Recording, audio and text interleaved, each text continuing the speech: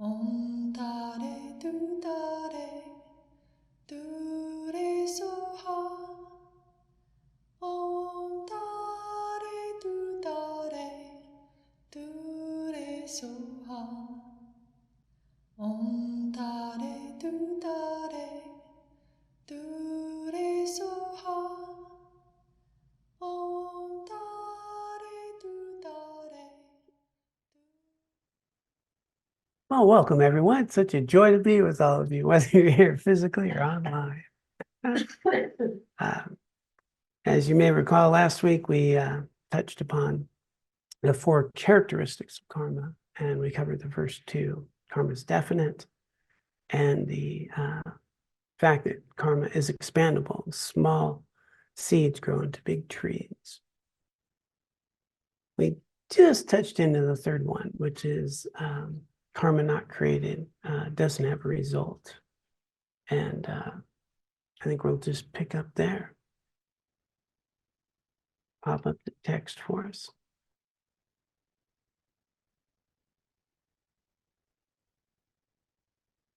Number 3. Oops, hang on a sec. Need to get this little thing out of my screen.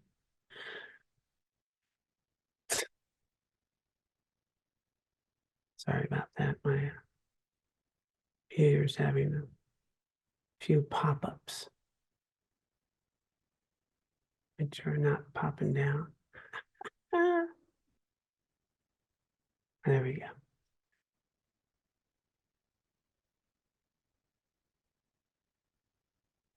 Here we are.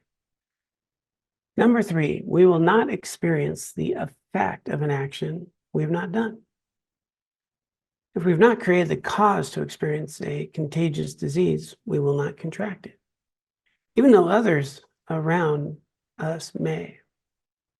If we do not create the causes to attain awakening, we will not, even though we make many prayers to the Buddhas to gain realizations. So, as pointed out in Praise of the Exalted One, Brahmins say that virtue and negativity may transfer to others, like giving and receiving a gift. You, the Buddha, taught that what one has done does not perish, and that one does not meet with effects of what one has not done. And for me, this is often the most profound bit of karma, the characteristic of karmas. And the idea that I want peace of mind, well-being, but I'm not doing the things to create peace of mind and well-being. It's not that, okay, well, I'm going to not do something negative, I won't have a negative result. Well, what about doing something positive? What about creating the conditions for well-being, for better friendships, for healthier relationships, for, as pointed out here, even the cause of awakening? The seeds that aren't planted don't grow. And as we point out frequently, if I'd like an orange tree, planting an apple seed's not going to get it. So in this way, when I understand the conditions of my life, yes, as we can look at what we've done in the past has now created our present. What we're doing now is creating our future. Then it's really critical to be aware of what are the seeds that we're planting, nurturing, growing within our consciousness, within our activities, within our relationships. And are we actually planting and cultivating the seeds of compassion, of loving kindness, of wisdom? Are we engaging in activities that are loving and kind, that understand the value of the other people we come in contact with in our lives? Am I creating causes to have division or connection? And it's sneaky. We can create seeds of division, thinking that I'm actually doing something good. I can commiserate with, some friends about that person did this, and isn't wonderful they're getting punished, and and be really caught up that that's a wonderful thing. And what I'm really doing is creating, some ill will, right? I want somebody to suffer. But I could also at the same time see somebody accountable for some harm they've done, but have compassion, want that accountability to take place so that people don't suffer. And maybe this person might, through their accountability, have some capacity to transform, to change, to eventually engage in life differently. So, ill will's a sneaky thing, I want them to get theirs versus I hope that they change. I hope they understand. I hope this accountability, whether it's jail or whether it's some other form of accountability or a tough discussion we need to have. It's not to put someone in their place. It's to highlight some of the harm that's being done. And mine that would like to really see people be okay in the end. And that might mean some pretty harsh accountability, but done with compassion versus ill will. So really watching our mind when we engage in these activities.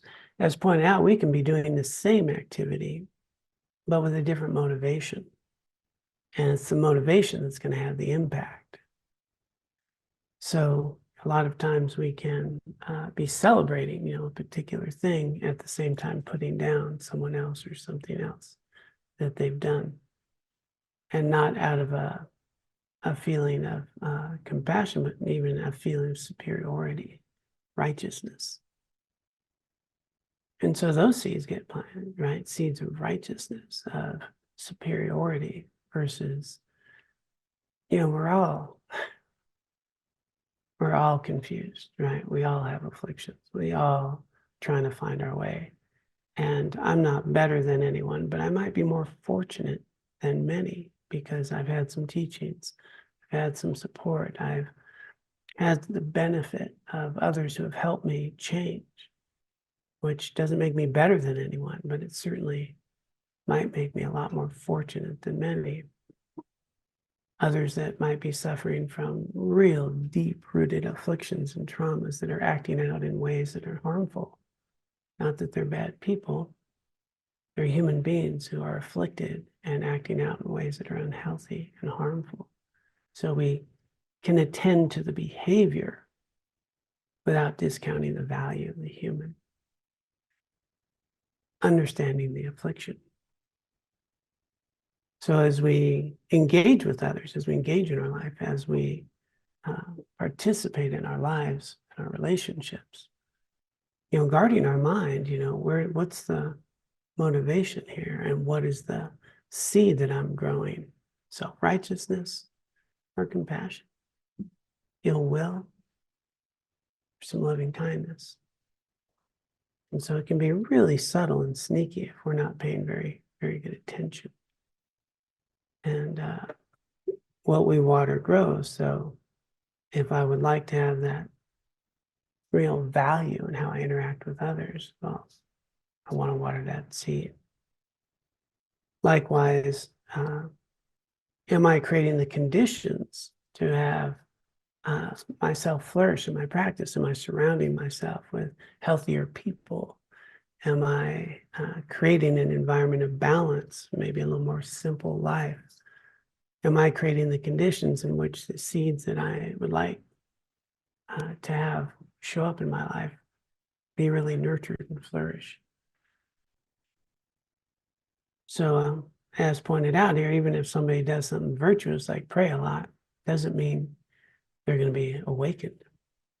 And there's that very famous story of someone going to the monastery, they're later on in their life and they want to be awakened, they want to be enlightened, they go to the monastery and they're sitting there meditating every day, meditating, and the teacher comes by and says, "Oh, what are you doing today?" "Oh, I'm meditating." "Ah, that's wonderful. Wouldn't it be better though to practice the Dharma?" "Well, that's okay. I thought I was practicing Dharma." "Okay, I'm gonna recite the text. I'm gonna study the text." And so he's got the text. He's saying the text. He's going through it day after day, and the teacher comes by and says, "What are you doing?" So I'm studying these Dharma texts. He goes, yeah, it's wonderful. It's good to study. Wouldn't it be better to practice the Dharma? Then, so he keeps going through these motions, and the teacher keeps coming back with, yeah, wouldn't it be better to practice the Dharma? And the point he was making is, wouldn't it be better to cultivate some compassion, some care? Because what you're trying to do is self-centered. I want to achieve enlightenment. I want to be good at this. Now I've got an attachment to a practice, but I'm not cultivating compassion. I'm not engaging with others in meaningful ways. And so even then we can get confused, right? Am I really watering the seeds of awakening? Am I studying and doing these other things, but am I kind to my neighbor? There's some Dharma. So this third one is one I really pay attention to a lot. I'm not going to experience the results that I haven't created the causes for. And yeah, I think generally most people, when they're taught this, they think, okay, well, I'm not going to do anything harmful, so I won't have harm. But I really like to focus on what are the seeds I'm planting that I would like to grow and nourish. And in that way, we can really cultivate the conditions for well-being. So I'll just pause there, see if anyone has any thoughts or questions up to this point. I've got a question, John. What, sorry, I didn't mean to just jump in. No, you go, Kurt. How much credit or discredit do I get for the thoughts? It says what you've done. Right? Is that a physical act, or do thoughts count? Thoughts count. So to a degree, so body, speech, and mind. But we also have to remember it's so any movement of the mind, so body, speech, mind, we can create karma. So tricky though, right? So for example, certain thoughts will arise in our mind that we didn't think, right? Anger arises, frustration arises, and different things will arise. Judgment can arise in the mind. And, it's at that point, it's ethically neutral. It's just thought, it's habit. We got a lot of stuff popping up here. What you do with the thought then becomes karmically empowered. So, a judgment comes up, so and so, but I catch myself and I go, oh, wow, wait a minute, here I'm judging. I'm doing something different. Or, yeah, look at them, and I start going in and elaborating on that. And now it's a negative thought pattern that I'm encouraging. But likewise, I think it was Tenzin Priyadarshi. He's given Khandro Rinpoche. It talks about, you could have the thought, you're in first class and on an airplane. I'm not sure if you're in first class on your bus, Keith, but maybe similar thing. So somebody's coming by and they're kind of struggling, they're older, and you have this wish, oh, so sorry that they're struggling and they have to sit back there. I wish them well. It's a nice thought, but giving them your seat would be a much better karmic imprint, right? So the offering then becomes the thought of, I would like to help that person, but not the action of going, let me take your seat. I can see you're physically struggling. I'm going to go sit back there. Like that would be the karmic imprint, that little thought of, gee, sorry they have to do that. So thoughts can be tricky where we kind of feel like we don't actually have to do the next action because I sent them, love and good thoughts, but, I'm not actually going to give up my seat. So, thoughts are tricky in that way. We can, first off, have some harmful thoughts arise, but we can not engage with them or counteract them, in which case now it's virtue. Or we can have some nice thoughts, but they're really not backed up by action. in which case they don't really have much power. Is that helpful, Kurt? Yeah, that's very relieving. Thank you. Okay. Yeah, we have some pretty wild stuff that pops up in the mind. So that's just habitual energy, though. And we'll get to Chris, and we'll come to Martha. Chris. Yeah, so mine's kind of on, this may not be the place to ask or answer this, but I mean, one, and I guess I want some clarification. There are schools of Buddhism that are all about personal alignment, not so much about compassion towards others. Is that correct? Okay, so did everyone hear that online, or should I repeat that? Nobody heard that. Rachel's going like this. Okay.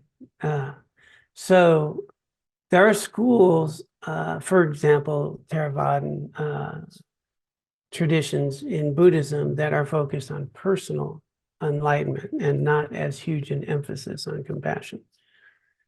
So the big distinction between the two main divisions in sort of practice would be my personal awakening for nirvana. We call that becoming an arhat, or a Mahayana path, which is the path of a bodhisattva, which the whole foundation is compassion.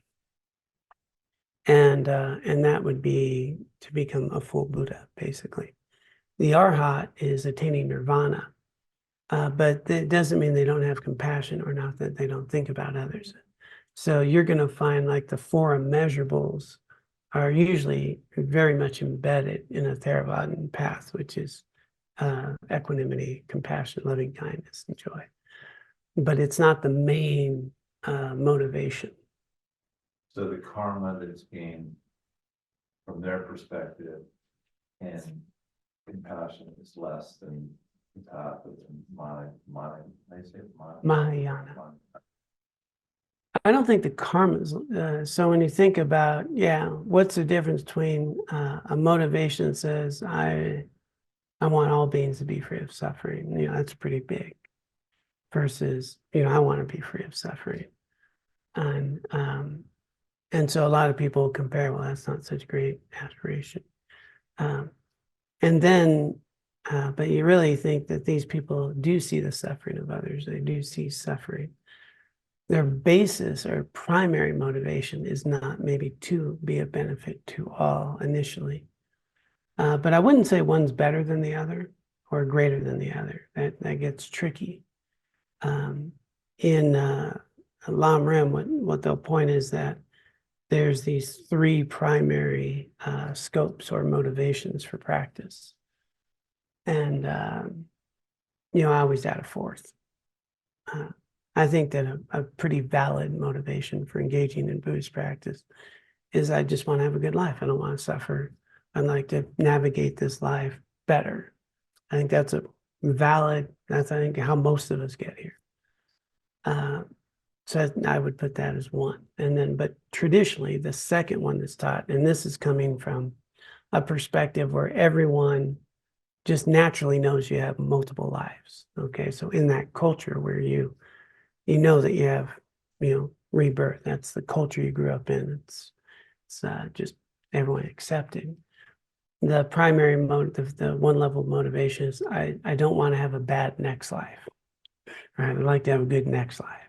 So then you might engage in Dharma to ensure that you'll at least have a good next life.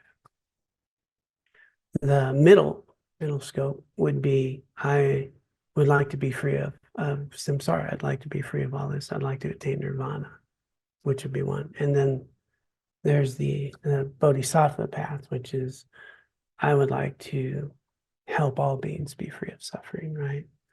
So people can say, this is greater than, this is greater than that. But if you would step back from that, I think most of us are still here trying to have a good life in this life, right? I can say all the prayers in the world about, I want all beings free of suffering, but I can't tolerate my neighbor, which is maybe not here in this bodhisattva. I don't want anyone to suffer except that guy, Luigi. And so we really have to look at our minds. And I think that our minds are at different levels of motivations at different times. So someone maybe even on an arhat path would not want others to suffer, might have that motivation.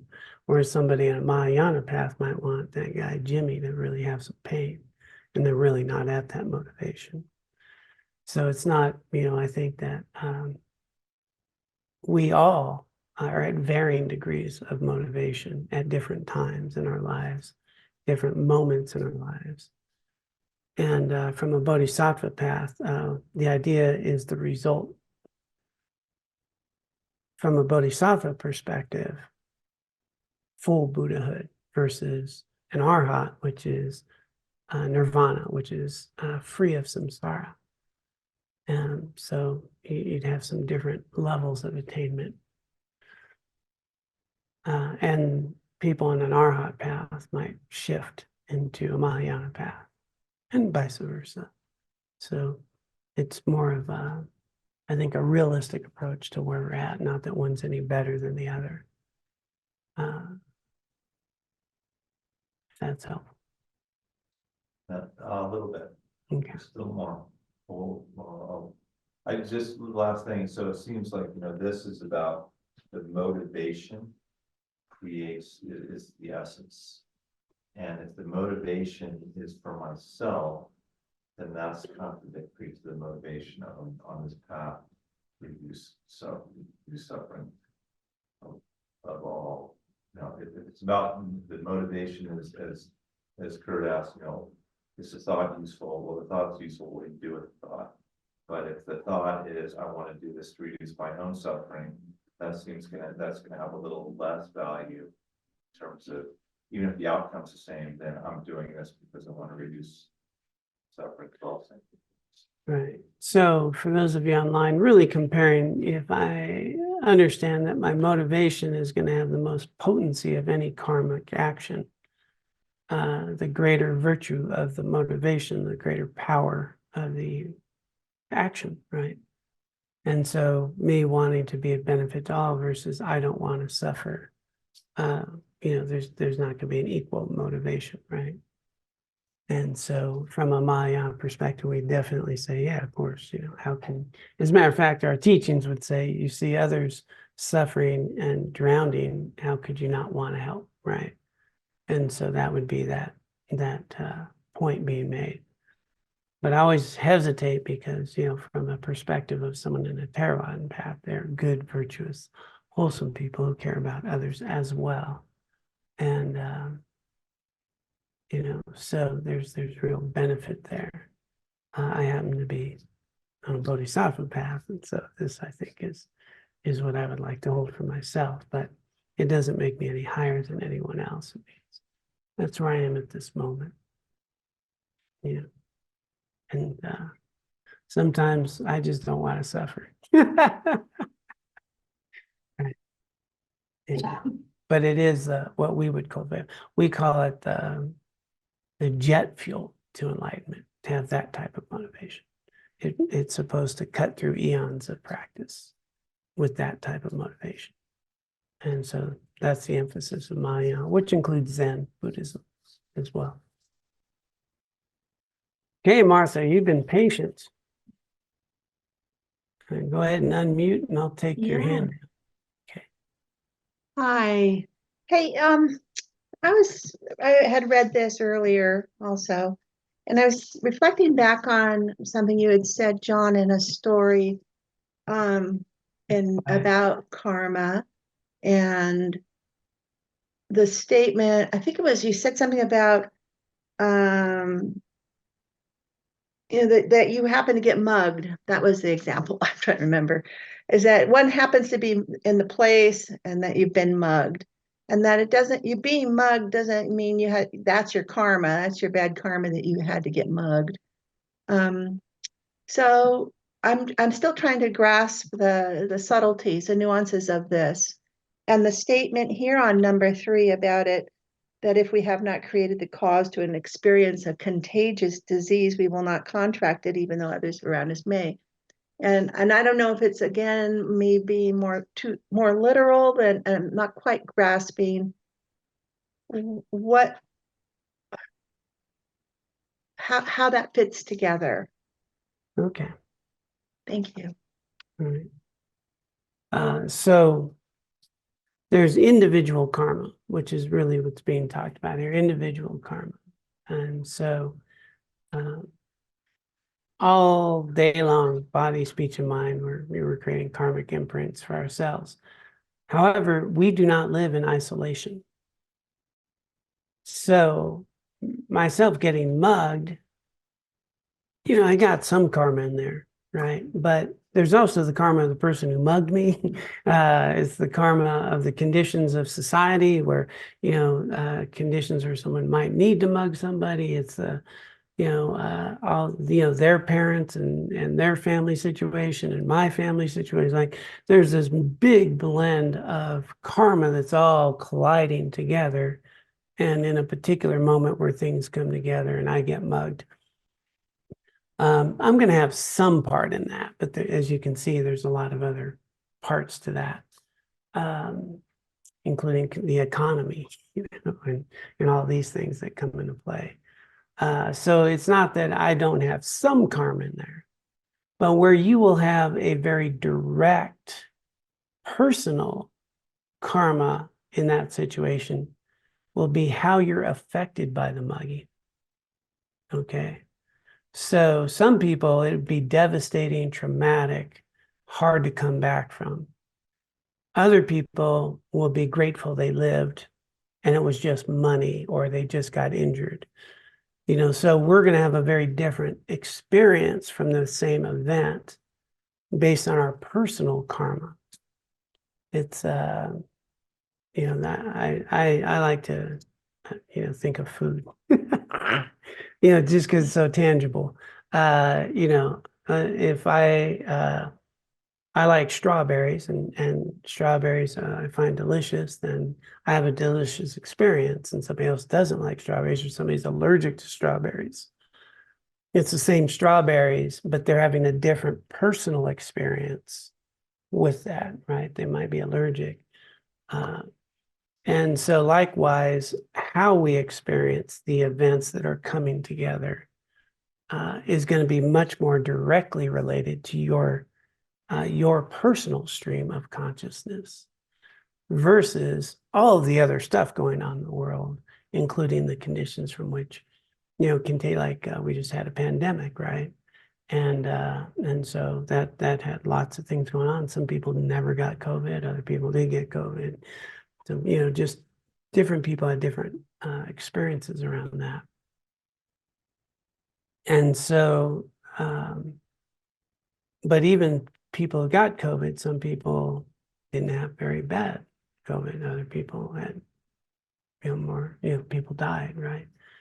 So, so karma is, we don't live in isolation.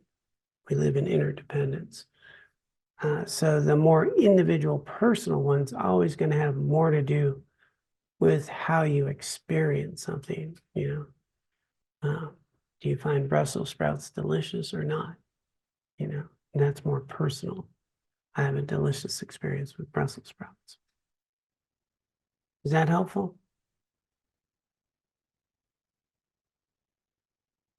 And let me just get a response. Okay. Martha? She said yes. Okay, said, okay, yeah. Yes, all right. thank you so much. Yeah, Yeah, no problem. I was losing. I can't see everybody. I only right. have. Interesting, because I just had a discussion with my daughter. And we went to the vapor caves, and she seems to open up when we're doing that. We do meditation, all this stuff. And she was like wondering what the karma was around her dad getting hurt. And why she's having to deal with it too. Like, do I have bad karma too? It was just so sad because she was like 5 years old when he got hurt. What kind of karma can you build at 5 years old? It's just like, it's so interesting too, how sometimes people's karma tends to almost overflow on innocent people all the time too, And it's so interesting, like, why is that? Or what does that mean? Or I didn't know what to say to her. Yeah. About that. I'm like, what do you say that? So. Yeah. And so for those of you online, just being shared that a daughter's, whose father got severely injured and how that's impacted her life. And do I have bad karma because of that? But we also think about, yeah, we don't live in isolation. And if you just think about genetics, even, there's, She's having to help take care of them now. she's having to take care of him now, and now that's part of things. So, our parents are going to have an influence on us, our grandparents, their grandparents. Yeah, there's generational trauma that passes down.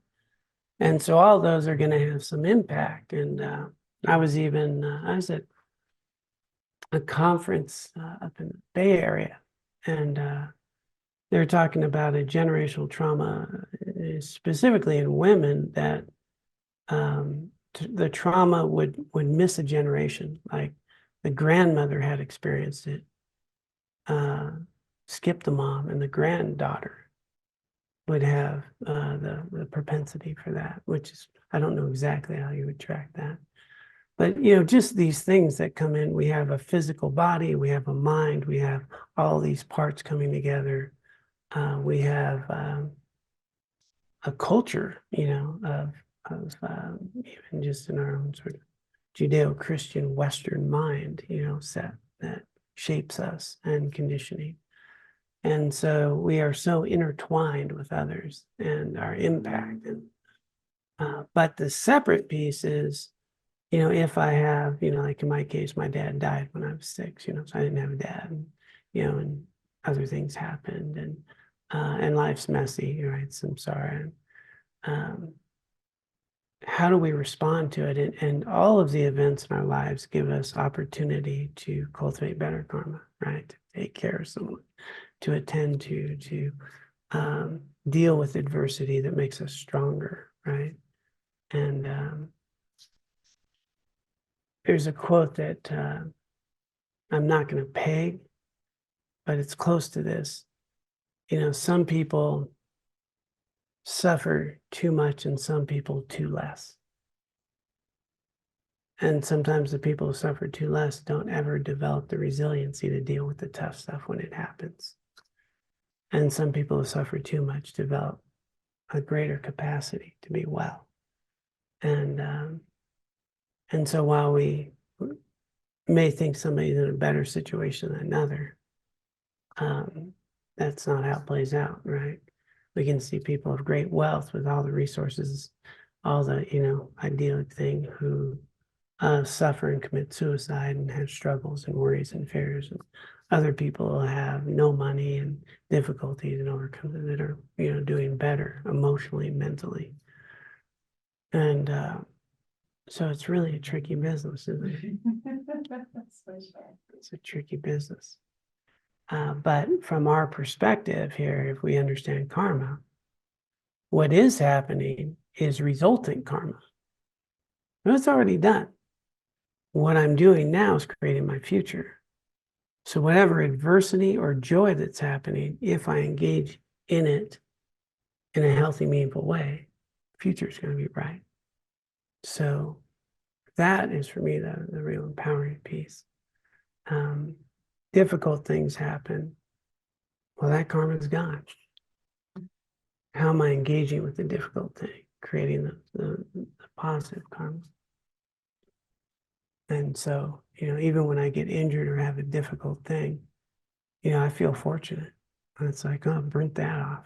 Oh, okay. Cool, burnt that off. Woo, only busted my leg. That's awesome. That's gone. Okay, now let me, and so seeing that as these difficulties arise, as, wow, that's now being exhausted. Unless I get caught up in it and then I'm a victim, and then, Right. Now I'm creating a difference. Yeah. Well, that's good. Anyone else?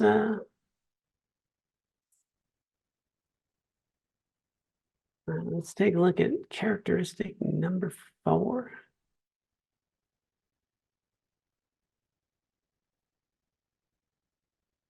Oh, bad news for you guys. Karmic seeds do not get lost or magically vanish. The effect of an action will be experienced unless it is counteracted. Sorry, I need to move this thing in. Okay. Even in 100 eons, karma does not perish. When the circumstances and time arrive, beings surely feel its effects. Unless a karmic seed is counteracted, it will one day bring its result. Seeds from destructive actions are inhibited from ripening by the four opponent powers explained below. Seeds from constructive actions are thwarted by anger and wrong views. Although karmic seeds do not get lost, events are not predetermined. The ripening of karma is an interdependent occurrence with many contributing factors and variables. So, that was the point we were just making. You might have a latent karmic seed, but those conditions don't come together. Those events don't come together.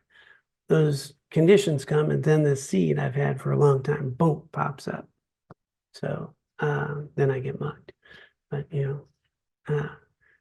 but those conditions don't ever happen. I don't get mugged. Yeah. So we live in this very interdependent experience with many contributing factors and variables. We do not know what the future will be until it happens. And so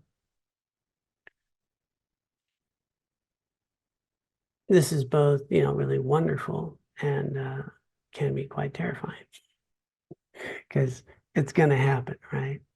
And so here's where people, and I think we had this discussion, where people can create anxiety for themselves. I did some harmful things, and it's going to be this terrible result.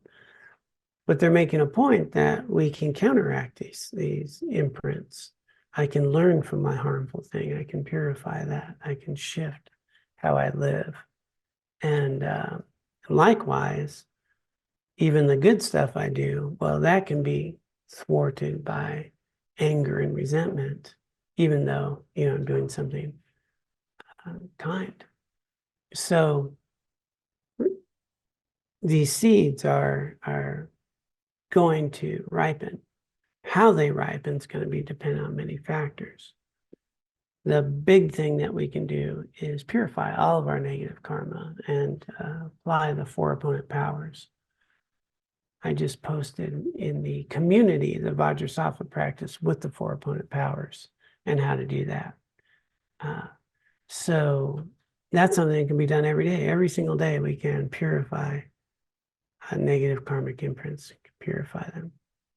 And so it's not unlike really going to Catholic confession. Catholic confession can be pretty ritualistic, yeah.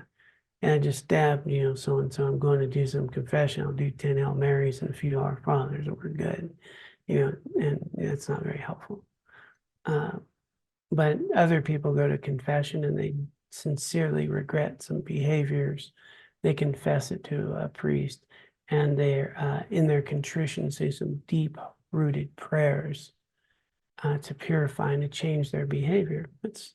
That's working.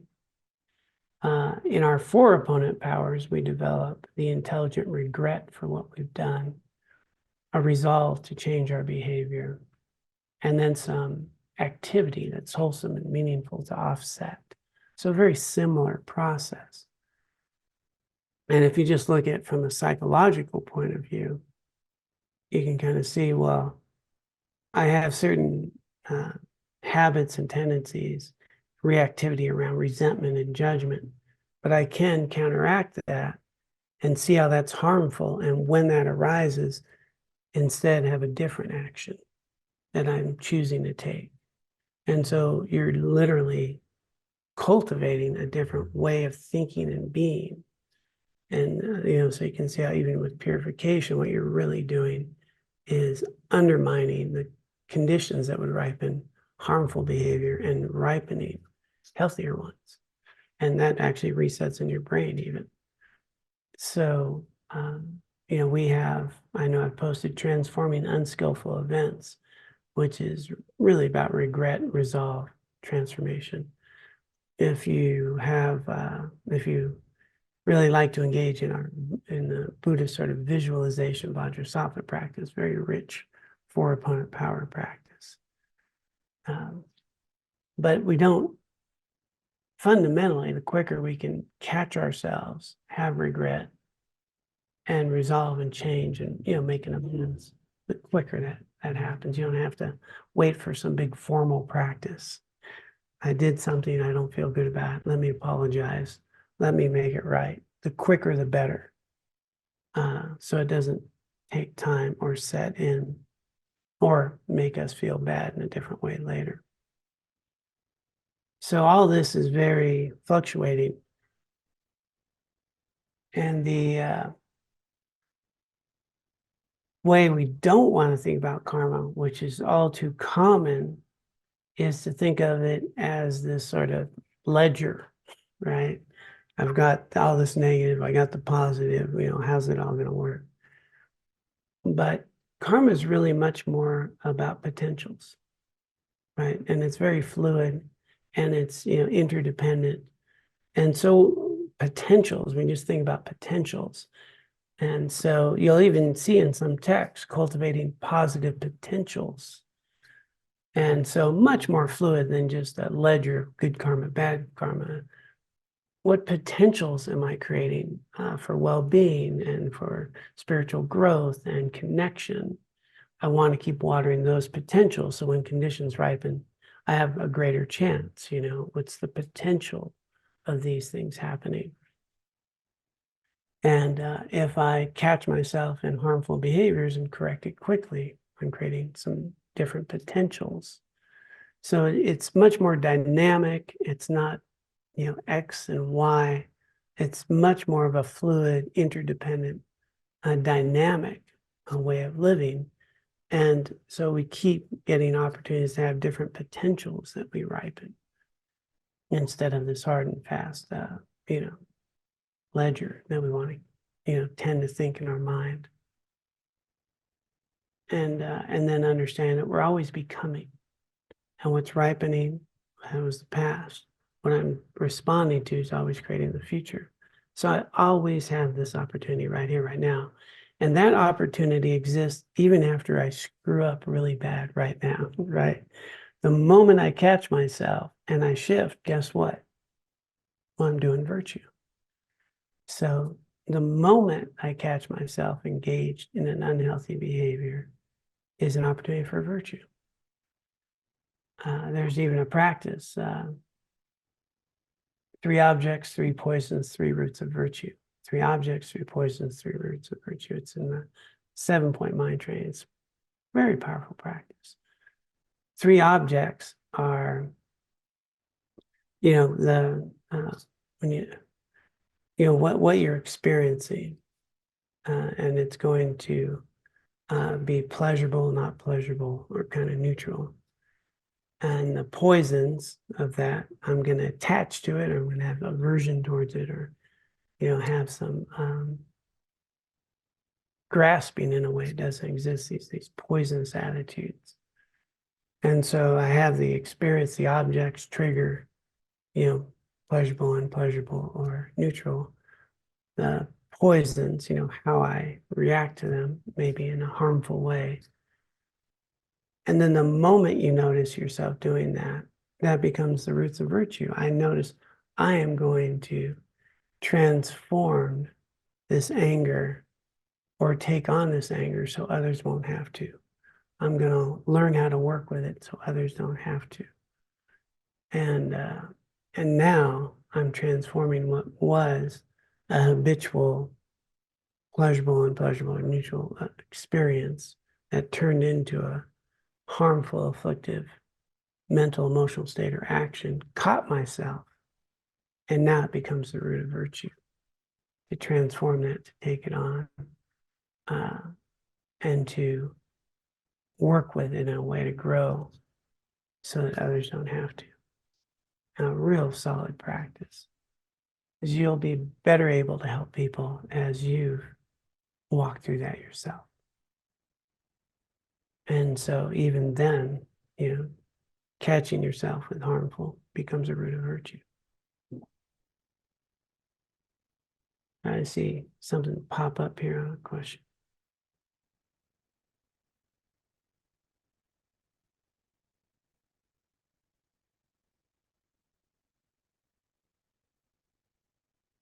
So there's a question. You know, there's are these kinds of things listed in discourses of the Buddha? And so I don't know all of that text. However, the next portion of this text is going to highlight the 10 big problems, which we've discussed more than once. I think Kurt quizzed me on it a couple of weeks back. The 10 non-virtues of body, speech, and mind. So within our Mahayana traditions, within the Tibetan text, they'll talk about 84,000 afflictions, but there's a top 10, so you don't need to know all 84,000. So,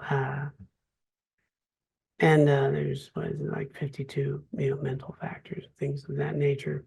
But what's pointed out, and it's here in the text next, is the Buddha pointed out there's just 10 that really get us in trouble, like serious trouble. You put them all together, these 10 are the big issues. And it doesn't mean we don't pay attention to those. It's a good starting point. So the 10 of body, speech, and mind, which again, body is no stealing, no harming others, no killing technically, or harming others, no sexual misconduct. The speech is no lying, no harsh speech, no divisive speech, none of this idle gossip. And then mind would be ill will, covetousness, and wrong view. And so we don't have time to unpack all those at the moment, but we have discussed it, and it is here in the text. And so a real good barometer is simply starting there, which is being able to be as mindful as possible of these 10 non-virtuous actions to avoid.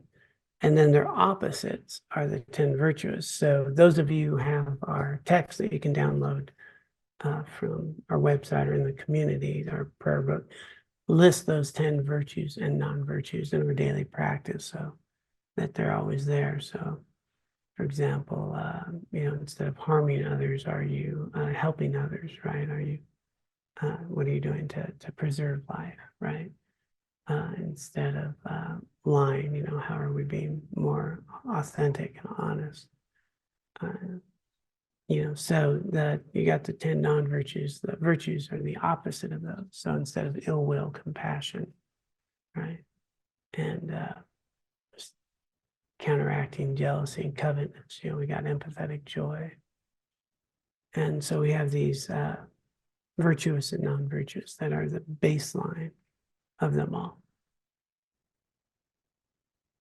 And so they're good to know, good to know.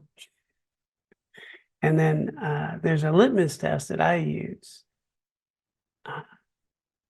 So, I have a number of vows, and anyone who's taken Bodhisattva vows, you have Bodhisattva vows. People have taken Buddhist precepts, have some Buddhist precepts. There's Vajrayana vows, and then we have these vows. So a lot of vows, a lot of big numbers. And then monastics, we have monastic vows, right? So you have all those vows. And one of my teachers was a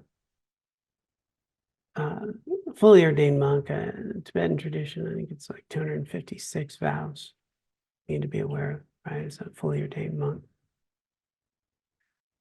And he's coming to the West from India, and he knows there's no way he's going to keep all these vows. Like it's, you're not supposed to be alone with a woman, right? And there's a woman picking him up at the airport, in a car. Like, you're just not going to navigate these very well.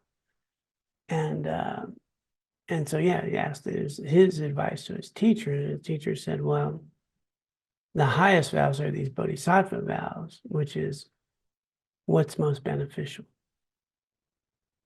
And ask yourself that before you do something. So in this situation, what is of greatest benefit? And so, that for me is a good litmus test instead of having lots of long lists. Ultimately, is this of greatest benefit in this situation? And then I think, pretty much it comes after that. If it's a pure motivation, we can rationalize a lot of things to be beneficial. But a really pure one of, is this of greatest benefit? Then the activity is going to be okay. Could be virtuous. I had, when I was a monk and we were traveling, and let alone not touching women, we'd have women come up and hug you and tell you history. Like, is it more beneficial to push them off of you and tell them, don't ever touch a monk? Or is it better to, allow the hug and then thank them for it and then maybe educate them a little bit about how you should approach monks, and that would be more beneficial, right? And so, I have one of my favorite all-time quotes is, don't ever let your sense of morals prevent you from doing the right thing. Because we can get so hard and fast to the rules that in this particular environment or situation, that doesn't apply so well. And what's most beneficial right here, right now with this person. And being adaptable to what's arising in that moment with an open heart of what can be of most benefit.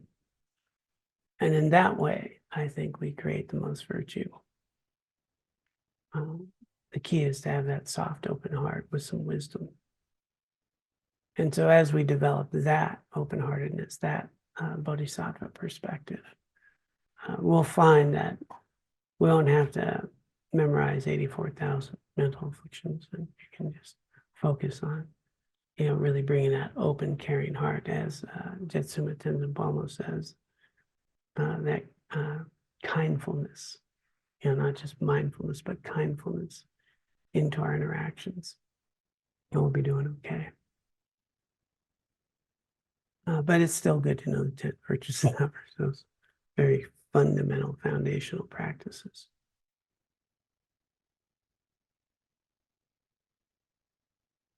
All right, any other thoughts or questions here? Take a quick peek at the text, pop that up. Just one, John, with the purification practices, since karma can't be expunged by the sound of it, is the point of the purification practice to allow us to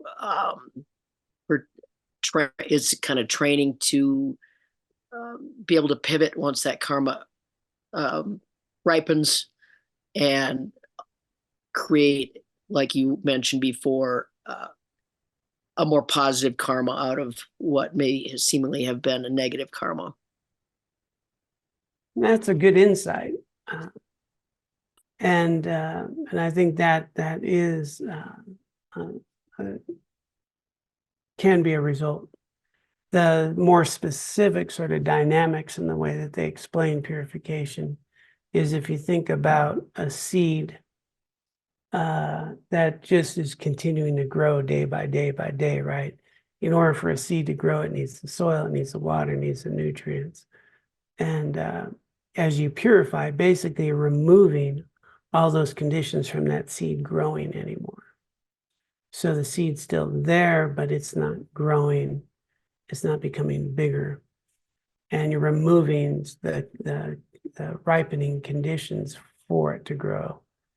And so it'll have a smaller impact than one that would just continue to grow. Another analogy they'll use, it's like burning a seed, right? If you burn a seed, then it's not going to grow.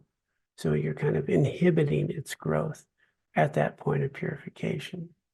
So its impact ultimately will be a lot less. So just a simple analogy, instead of breaking my leg, I stub my toe, instead of that kind of thing. Does that make sense? Yeah, that was, I guess, the other consideration I had, whether that type of thing occurred versus, what I was saying of just allowing you to make better use of that karma once it ripens. Yeah, well, I think that does happen. I think that's really the power that I would focus on, is what especially if we adopt, that that understanding that whatever's happening is an opportunity to grow. Whatever's happening, if it's difficult, it's ripened. I'm free of it. So right now we can be cultivating those positive potentials to respond in a much better way when the difficulties arise. Right. Yeah. So I really appreciated your vision on that, actually. Yeah, I think so. Well put. So one more question. So, Uno más. no mas, no mas. So, so sometimes somebody has something bad happens, or is perceived as bad. Right. Painful, whatever, loss. And then later it's like, oh, well, that was the best thing that ever happened to me. So could what's perceived as being a karmic seed ripening that's causing some suffering, it could be kind of and actually that's just the way God manifested, and it's actually creating, it's actually like a positive,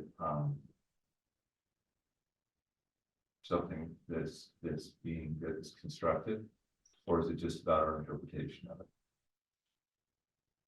Is that clear? No, it's clear. I'm trying to see if others can hear it. I'm always trying to think whether I need to.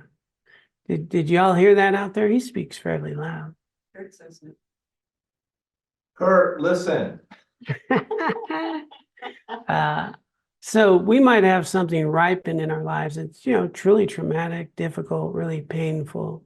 And that would be, perceived as a really negative karma that has ripened. Later, we discover that it might have been the best thing that ever happened to Or us. like for the reverse, like winning the lottery and the person's happy, there's great suffering later. Right. So you could have something good happen, like winning the lottery, and then the loss suffering comes later. And so, could something that seems as negative karma actually be more of a positive karma, or something positive could also be negative? And this is where the fluidity of it all is the real understanding that's important, where it's not this concrete good or bad. That whatever's arising is an opportunity, right, for us to make something good at it. I can make something good out of winning the lotto. I can, do a lot of good in the world. Or I could be selfish, self-centered, or, just even not be very trustworthy. Being too trusting, right? And invest it with people who aren't trustworthy. All these things can happen. But we're in a constant flow of interdependence. So there's never any of this one pure or unpure. Well, it is all, it's back to experience, right? How does someone experience winning the lotto? How does someone experience a traumatic event? Which is going to be, again, more of our personal karma. Some people will experience a difficult event and use it in a way that improves their life. Some people will experience a pretty wonderful event and use it for more arrogance or ego or self-centeredness. And so then we're back to our own personal, as opposed to all the interdependent giving rise to the lotto or the other event or those things that are messy. And so always, they tend to stay away from good and bad, more wholesome and unwholesome, but all of the events give us the opportunity, if we use it and see it wisely, to improve. And as you pointed out, some of the things seemingly in that moment that are painful could be, the ripening of something that'll get us into that next really good situation. And then we get in the other one. Some people suffer too less, right? Lotto, all that stuff, or just wealthy parents. And I don't have to be accountable. And that could be a great suffering, right? Because we can do a lot of harm that way.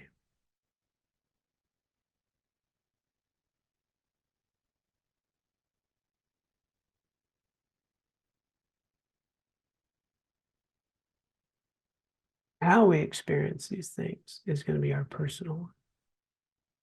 what do we do with it? Going to be our personal one. And you're going to find some people are just more resilient than others, right? Some people bounce back quicker. Some people learn more. Some people get into acceptance much quicker. Some people, and other people, small things become very big things, right? And for some reason, some people don't like Brussels sprouts. You want to talk about some bad karma. Can't even imagine that. That'd be harmful. Yeah, really? How do you miss out on Brussels sprouts? It's tough. I have a lot of sympathy. Well, no, compassion. Sympathy is not that it's healthy. I have a lot of compassion for those people who don't have the karma to really enjoy a Brussels sprout. And how are we experiencing this? Okay, well, let's go ahead and wrap up here and do our dedication. We'll come back and we can go through the dynamics of purification. I think that's they said that's what's next, but I think when I read it wasn't next, right? It was the 10 non-virtues and virtues, which we talked about. So we'll pick up somewhere, in there. And meantime, let's try to avoid non-virtuous actions. I like to think of it as unwholesome activities of body, speech, and mind. And let's go ahead and cultivate the others and see if we can just bring a kindful mind to our interactions with others, try to be helpful, try to see how we can be of benefit. And I will pull up our dedication prayer.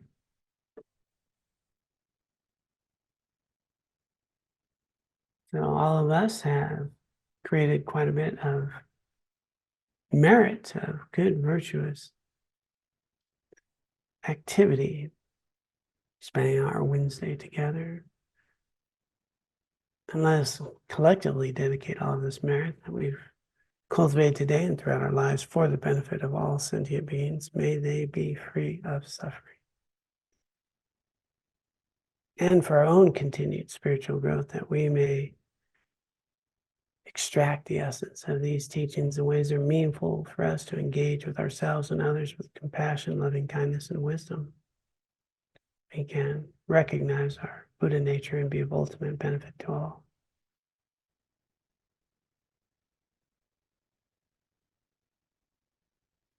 Let's dedicate. By this merit, may I soon attain the enlightened state of Guru Buddha, that I may be able to liberate all sentient beings from their sufferings. May the precious Bodhi mind, not yet born, arise and grow. May that born have no decline, but increase forevermore. Om Tare Tu Tare Tu Re Soha. Om Tare Tu Tare Tu Re Soha.